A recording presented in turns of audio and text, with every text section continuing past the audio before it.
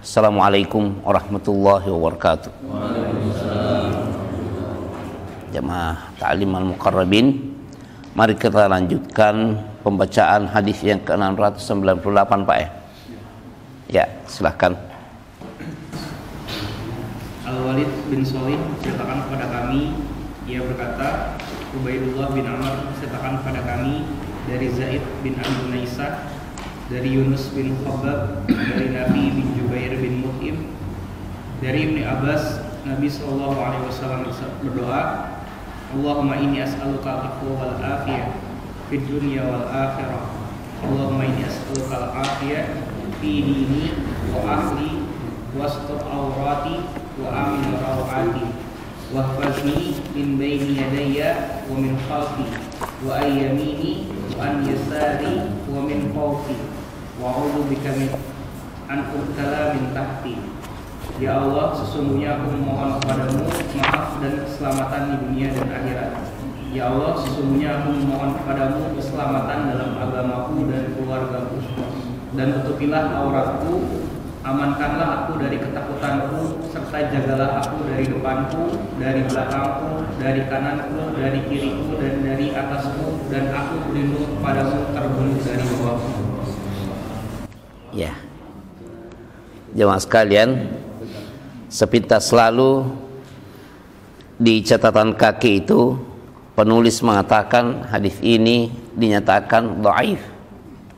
Namun Syekh Muhammad Luqman As-Salafi rahimahullah juga mengatakan hadis ini juga akan berlalu dengan nomor 1200. Itu kalau dicetakan terbaru ini di halaman 527 dengan jalur yang lain yang sah, yaitu dari Ibnu Umar.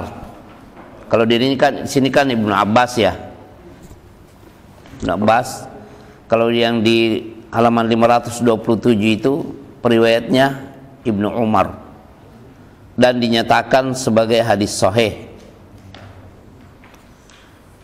Masalahnya, apakah hadis 698 ini yang dikatakan lemah karena ada Yunus bin Khabbab dalam sanadnya, dinyatakan secara telak begitu saja, tidak diperkuat oleh hadis yang ke 1200 ini?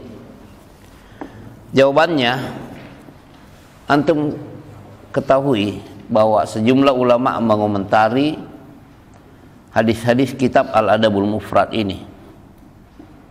Mengapa Imam Al-Bukhari yang dikenal dengan Amirul Mukminin dalam hadis, pemimpin dalam hadis, masih juga mencantumkan hadis-hadis seperti ini? Mereka mengatakan kelemahan itu bukan berarti tidak diketahui oleh orang yang sekaliber beliau, tahu ada titik lemahnya. Dan bukan hanya kitab Al-Adabul Mufrad karya beliau yang tentang akhlak ini syarat dengan hadis-hadis seperti ini. Kitab beliau di dalam akidah namanya Khalqu Af'alil Ibad. Khalqu Af'alil Ibad ini menjelaskan masalah akidah, terutama posisi Quran sebagai firman Allah yang bukan makhluk. Juga syarat dengan hadis-hadis yang oleh para ahli atau spesialis hadis itu, atau para ulama yang memiliki kelebihan di dalam, yang Allah berikan kelebihan di dalam melihat sanad hadis, mereka mengatakan banyak titik lemah. Yang kedua, dari kesimpulan ada murid Syekh Al-Albani rahimahullah ta'ala. Saya tanya langsung, saya minta waktu untuk bertemu, yaitu Syekh Husain bin Auda Al-Awaisyah, yang beberapa bulan lalu juga hadir memberikan materi di Ibnu Hajar School itu, saya minta waktu beliau. Saya bilang, saya ingin ketemu. Saya sampaikan, saya bacakan kitab Al-Adabul Mufrad baik di masjid-masjid maupun di sejumlah kampus, karena ini menjadi pegangan akhlak. Namun kita ketahui Syekh Al-Albani sudah memilah dua bagian kitab ini, sahihnya dan dhaifnya, masing-masing dicetak terpisah. Dan Syekh sendiri mensyarah 3 jilid, saya bilang, yang bagian sahihnya.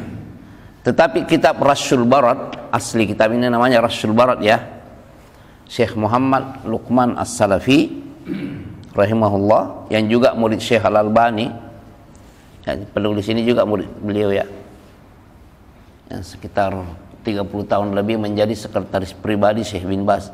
Beliau berkebangsaan India beliau, dan rektor juga di India. Saya bilang menemukan juga banyak hadis.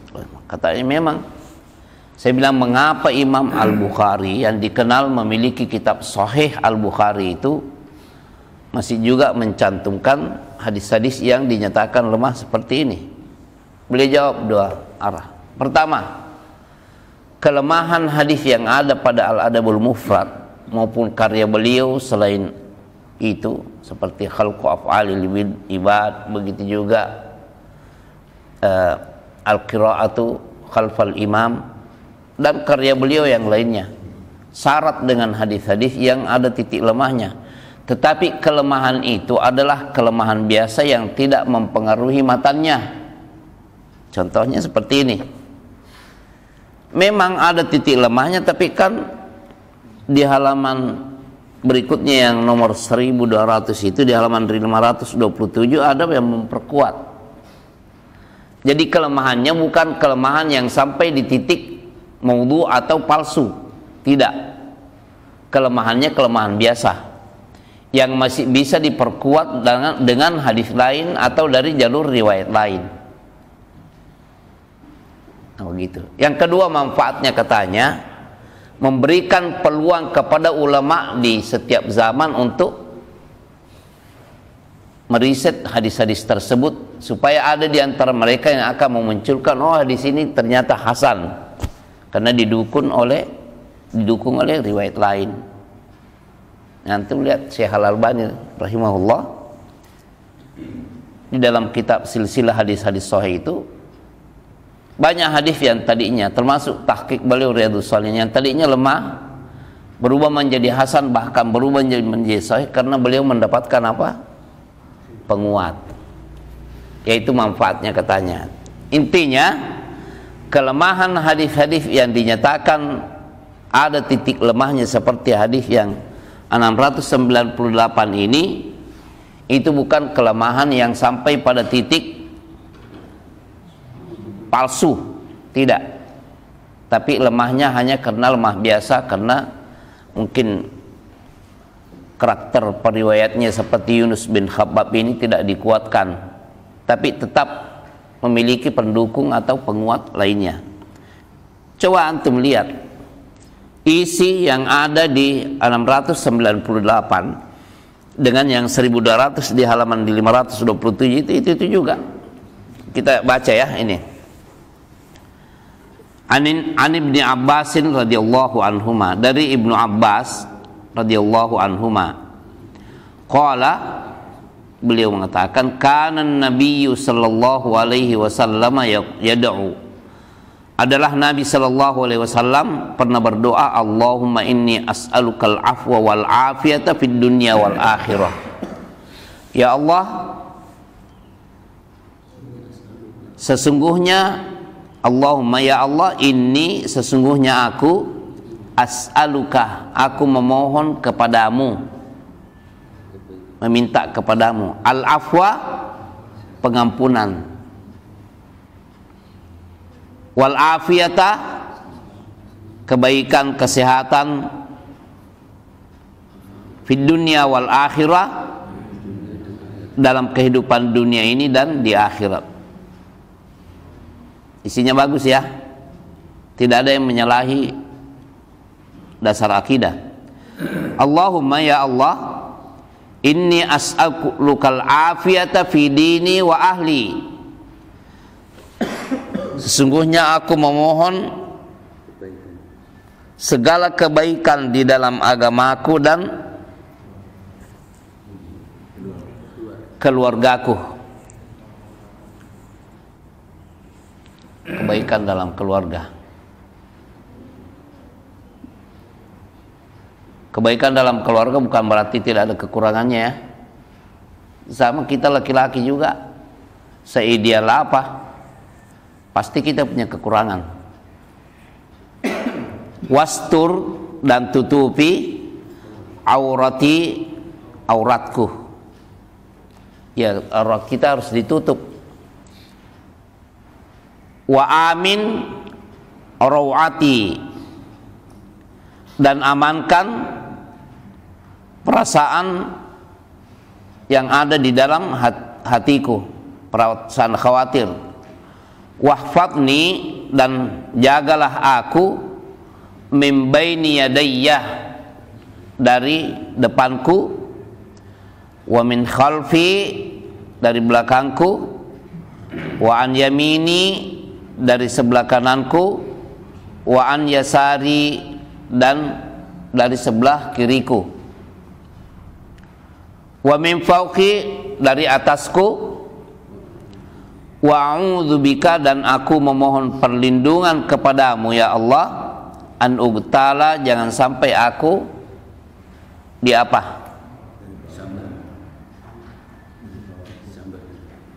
dibunuh, disambar, ditarik min tahti, dari bawahku. Ya, coba kita baca yang di 527. Sami'tu Ibnu Umar yaqul lam yakun Rasulullah sallallahu alaihi wasallam yadau haula'il kalimat idza asbaha wa idza amsa. Nabi tidak pernah meninggalkan doa-doa berikut apabila beliau berada pada waktu pagi dan petang. Allahumma inni as'alukal afiyah fid dunya wal akhirah. Ada.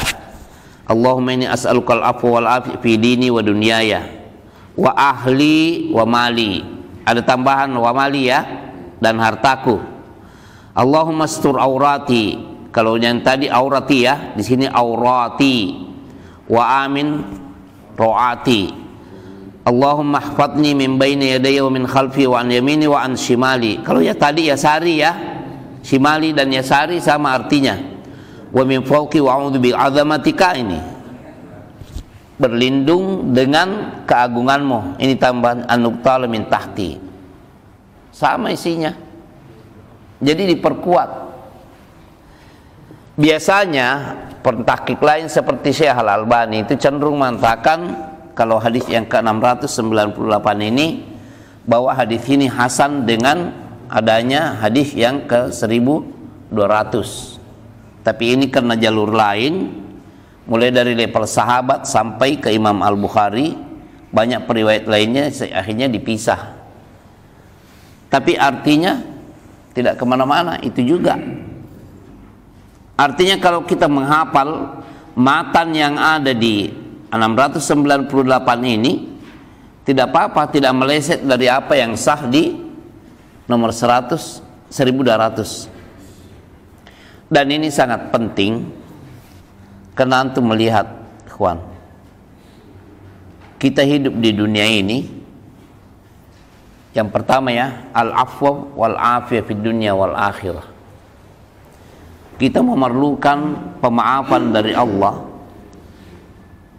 dan segala penjagaan terhadap semua bencana dalam kehidupan ini dari Allah.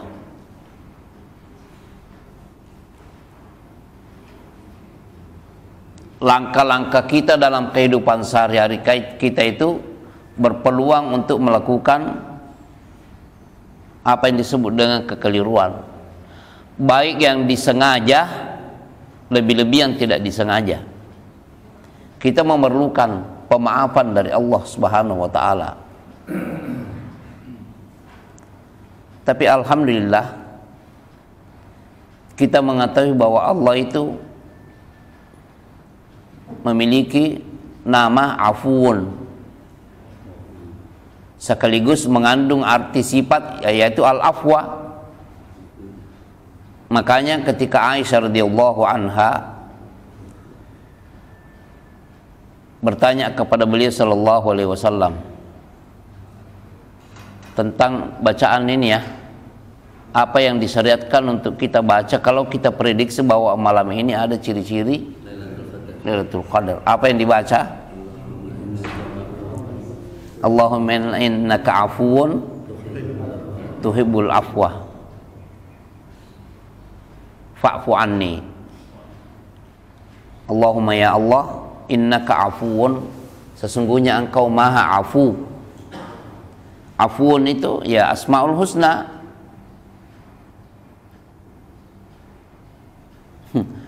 Anda mau ngajak antum sedikit keluar dari sini. Di apa? Ada Quran yang itu Pak ya. Di ini.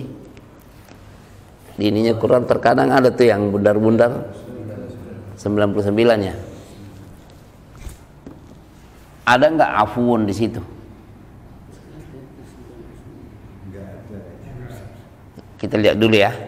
Ada nggak?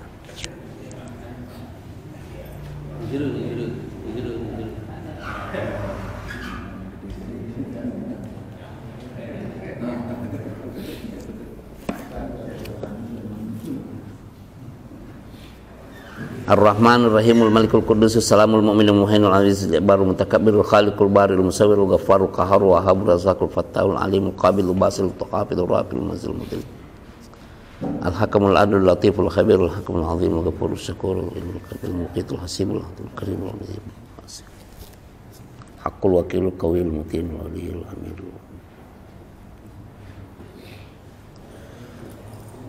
Al-Muqtadirul Muqaddimul Muakhirul Awwalul Akhirul Zahirul Batinul Mu'antalul Warud. At-Tawwab ada, Maha penerima taubat. Ada Al-Afu Pak. Ada Al-Afu. Ada ini. Maksudnya sebenarnya mau sampaikan, kalau mau dihitung dari sini biasanya 99 ya. Ya, Al-Afu ini adalah namanya, nama Allah. Dan setiap nama itu mengandung sifat. Itu kaidah. Antum bisa bedakan antara nama dan sifat ya. Nama-nama Allah banyak dan sifatnya lebih banyak lagi, karena setiap nama mengandung sifat dan tidak semua sifat mengandung nama. Ya, jadi dan sifat ini juga ada yang bentuknya apa? Fi'liyah dan ada yang zatiyah. Ini pembahasan akidah, sehingga sifat-sifat Allah itu lebih banyak daripada nama-namanya. Tapi kalau di sini as'alukal afwa wal afiyata fid dunya wal akhirah. Aku memohon pemaafan darimu dan segala bentuk penjagaan dari semua musibah, kejahatan dunia dan akhirat. Luas sekali artinya nih. Allahumma inni as'alukal afiyata fid dunya wal akhirah. Sama ya, sampai di titik itu. Lalu Allahumma inni as'alukal afiyata fi dini wa ahli. Juga penjagaan dalam agamaku dan keluargaku. Di 1200 al-afwa wal afiyah fid dunya fi dini wa dunya wa ahli wa mali. Ada harta. Perlukan penjagaan harta dari kebangkrutan, dari kejahatan sesama manusia. Karena sifat manusia itu suka berbuat zalim kepada harta sesama manusia dengan cara yang tidak benar. Nah, kita semua sedikit banyaknya harta kita, Nabi SAW mencontohkan supaya kita memohon perlindungan dan pengawasan dari Allah Subhanahu wa taala, baik yang nampak maupun yang tidak nampak. Kemudian wastur aurati, tutupi auratku. Ya, dengan penjagaan syariat.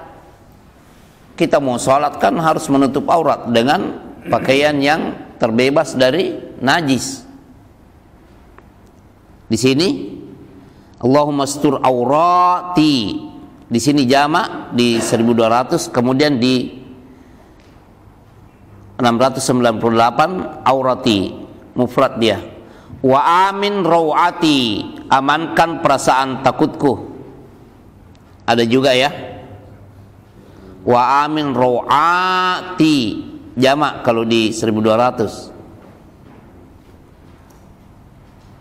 Lalu penjagaan, jagalah aku dari depanku, dari belakangku, dari kananku, dari kiriku, dari atasku, dan jagalah jangan sampai saya dicaplok dari bawah. Ini semuanya kita butuhkan dalam kehidupan sehari-hari kita. Tapi karena ini secara ilmiah yang ada di 1200 itu, antum bisa berikan catatan bahwa pilih di halaman 35, antum berikan catatan di sini, pilih nomor 1200 yang ada di halaman 527, karena itu lebih kuat atau sahih.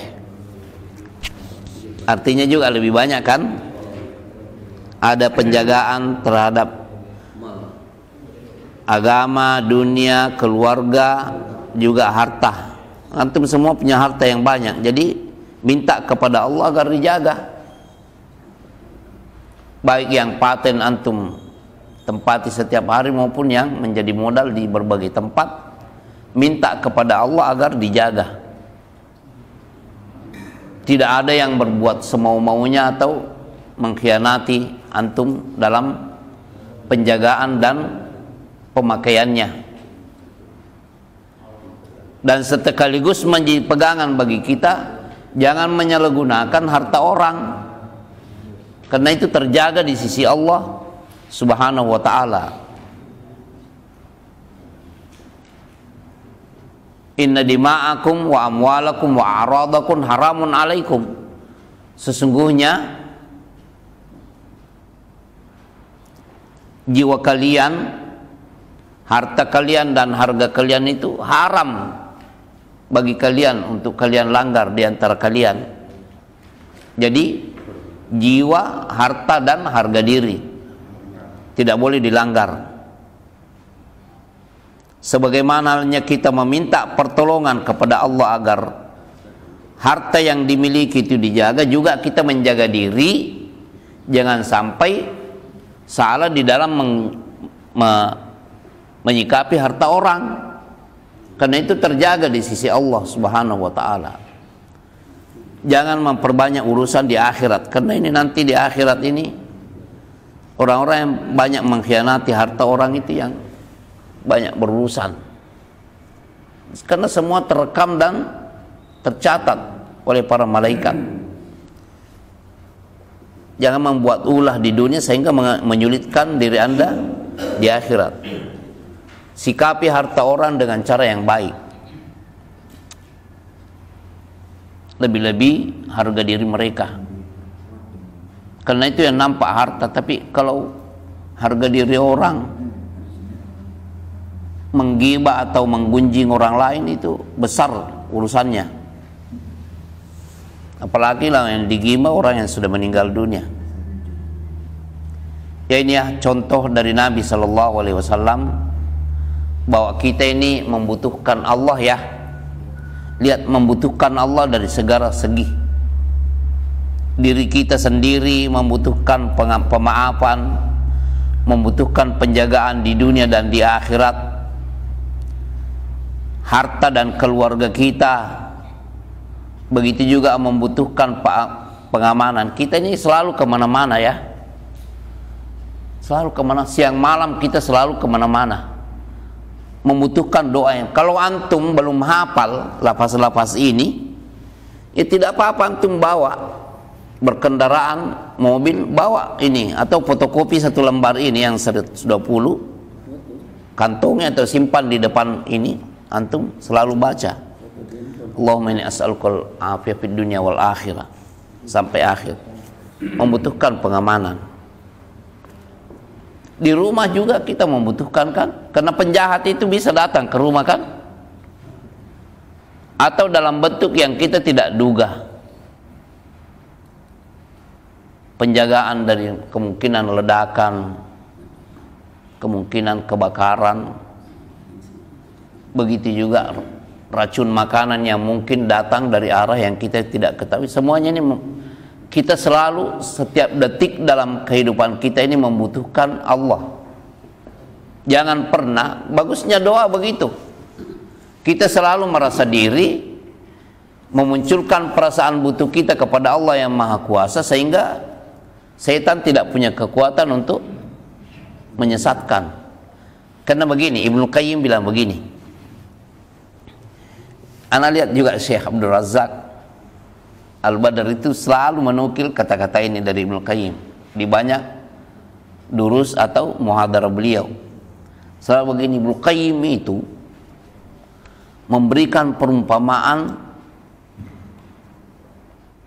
hubungan antara setan dengan manusia, dan betapa setan itu betul-betul musuh yang harus distatuskan sebagai musuh. Ada kan firman Allah begitu ya, inna syaitana lakum aduun fattakhiduhu aduwa. Setan itu musuh bagi kamu, makanya tetapkan musuh bebuyutan kamu itu adalah setan. Beliau Ibnu Qayyim bilang begini, perumpamaannya begini. Ada seorang manusia yang membawa daging ya, entah daging kurban atau daging dari pasar, pokoknya daging yang dia bawa. Lalu di sekelilingnya itu ada anjing-anjing yang mengintai, dikelilingi oleh anjing yang buas. Anjing-anjing yang buas ini menunggu kapan pemilik daging ini lengah sehingga leluasa mencaplok daging tersebut. Nah, yang anjing-anjing yang rakus ini itulah setan, selalu menunggu kesempatan kapan pemilik daging ini lengah sehingga kita leluasa mengambil alih daging itu. Itulah setan. Nah, oleh karena itu jangan pernah merasa diri lepas dari kebutuhan perlindungan kepada Allah yang Maha Kuasa. Jangan. Makanya di dalam Al-Quran perintah berzikir itu bukan hanya sekedar perintah berzikir, tapi perintah untuk banyak berzikir. Ada BB ya, perintah banyak berzikir. Ya, di surat Al-Jum'ah, fa idza qudiyatis sholatu fantashiru fil ardi wabtagu min fadlillah. Apa? Wadhkurullaha katsiran, dan berzikirlah kalian kepada Allah dengan zikir yang banyak. Dalam surat Al-Ahzab Allah berfirman, ya ayyuhalladzina amanu dzkurullaha dzikran katsira. Wahai orang-orang yang beriman, udzkurullaha dzikran katsira. Berzikirlah kalian wahai orang-orang yang beriman kepada Allah dengan zikir yang banyak. Jadi perintah bukan hanya perintah untuk berzikir, tapi perintah untuk banyak berzikir. Ya, ini ya, jangan pernah merasa diri lepas, dan jangan pernah diri ada suatu detik hidup kita yang tidak membutuhkan penjagaan dari Allah. Harus selalu merasa butuh kepada, dan ini ubudiyah yang sangat ditekankan oleh Ibnu Qayyim. Ibnu Qayyim memiliki kitab itu sejumlah Al-Wabilus Shayyib, Ad-Da'u wad-Dawa. Begitu juga kitab-kitab yang lainnya, semuanya menekankan jangan pernah lepas dari zikir kepada Allah dalam kehidupan kita. Dan itu yang diajarkan oleh Rasulullah. Pagi, petang, dan semua aktif, mau pakaian, menanggalkan pakaian, keluar masjid, masuk masjid, sebelum WC, masuk WC, setelah keluar WC, sampai berhubungan dengan pasangan pun juga diatur dengan zikir. Apalagi masuk pasar, ada doanya. yang tiap hari ke pasar itu, jangan lupakan doa, mendapatkan keistimewaan, jutaan keistimewaan, derajat ditinggikan sejuta-juta tingkatan dengan bacaan masuk pasar. Begitu juga pengampunan dosa sebanyak 1 juta dan juga pahala 1 juta. Jangan ini, usahakan kalaupun belum hafal, pegangi, kantongin doa masuk dalam pasar. Memang ada titik lemahnya, tapi alhamdulillah Syekh Salim Al-Hilali hafizullah telah menulis satu risalah, dan itu beliau singgung di ta'liq terhadap kitab Ibnu Qayyim Al-Wabil Sayyib, bahwa saya telah menulis sebuah risalah untuk mensahihkan hadis ini, dan saya telah berhasil menemukan banyak jalan hadis tersebut yang tadinya banyak dilemahkan orang, tapi ternyata berubah statusnya menjadi sahih karena persyaratan tersebut. Alhamdulillah. Wassalamualaikum warahmatullahi wabarakatuh.